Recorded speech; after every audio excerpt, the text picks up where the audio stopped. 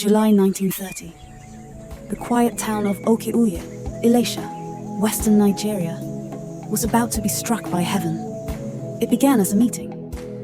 Faith Tabernacle, a growing religious movement, had called their pastors and leaders to a conference, July 9th and 10th, a Wednesday and Thursday, to deliberate 24 doctrinal issues. Questions that divided them. Is polygamy sinful? Should Christians use medicine or trust only divine healing? What does holiness really look like? But God had another agenda. In their gathering was a young prophet, just 26 years old, quiet, yet blazing with an unseen fire. His name, Joseph Ayo Babalola. He had already stirred Lagos with miracles, and now, the wind of his calling had blown him here. Meanwhile, in a remote town, Igando not far from Oke-ooye in Elisha, in a little household, a storm of sorrow had broken. That evening, July 9th, a 10-year-old boy, John Obi Ogundipe, died. His mother wailed. Neighbors ran. At least 7 herbalists were called through the night, one after the other, but all failed.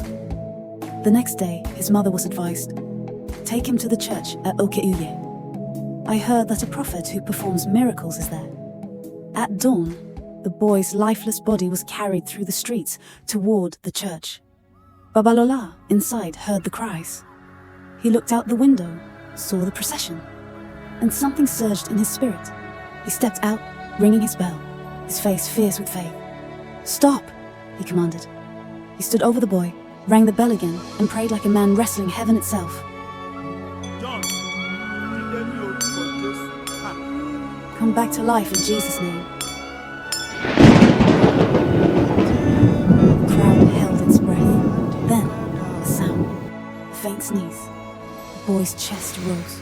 His eyes opened. Gasps broke into shouts. Shouts became dancing. Dancing became chaos. The boy was alive. People ran through the streets, screaming, the prophet has raised the dead. And that was just the spark. By afternoon, the news had swept beyond Igando. By evening, crowds were pouring into Oke-ooye. The lame dragging themselves, the blind led by hand, the sick carried on mats, all desperate to touch the man with the bell. The next day, the little church could no longer contain them. A rough wooden table was dragged outside and turned into a stage. Babalola climbed up, bell in one hand, Bible in the other, praying over buckets and bottles of water he had asked them to bring.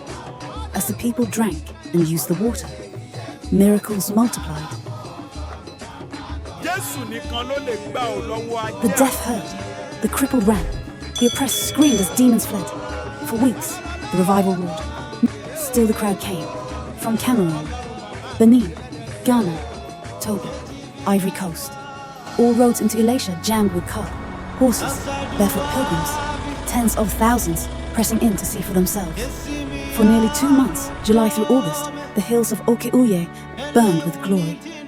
And when the fire began to quiet, it leapt to other cities, sparking the famous Ibadan revival in September 1930, led by yet another strange firebrand, Daniel Orekoya, who picked up the flame and carried it farther.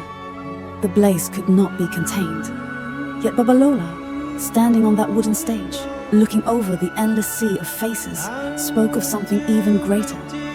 This is only the beginning. A greater revival is coming, one that will demand holiness, sacrifice, and prayer. But it will shake the entire earth. And now, exactly 95 years later, to this very day, the bell is ringing again. Heaven is searching for new hands to carry it. You too are a revivalist. Yes, you have the call. Heaven is waiting for you to carry God's power for signs and wonders again to a generation. Not just for talking or preaching only, but for undeniable results. It will only come through prayer, fasting, and a life of holiness. You have wasted enough time. What if Babalola never answered the call? Yes, he too is waiting for you. The saints in heaven are waiting for you to complete the work they started, to pick up the torch of revival they dropped. A new wave of revival is here. Answer the call, soldier. Answer the call.